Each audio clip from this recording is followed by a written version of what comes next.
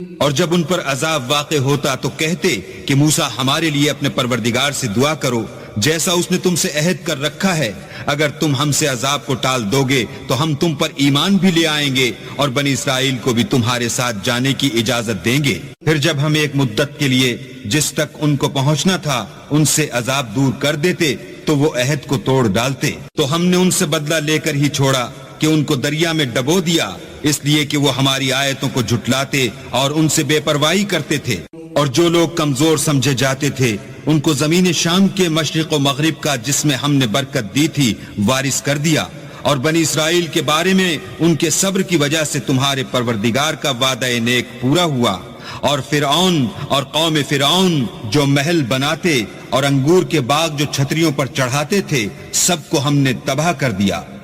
اور ہم نے بنی اسرائیل کو دریا کے پار اتارا تو وہ ایسے لوگوں کے پاس جا پہنچے جو اپنے بتوں کی عبادت کے لیے بیٹھے رہتے تھے۔ بنی اسرائیل کہنے لگے کہ موسیٰ جیسے ان لوگوں کے معبود ہیں ہمارے لیے بھی ایک معبود بنا دو۔ موسیٰ نے کہا کہ تم بڑے ہی جاہل لوگ ہو، یہ لوگ جس شغل میں پھنسے ہوئے ہیں وہ برباد ہونے والا ہے،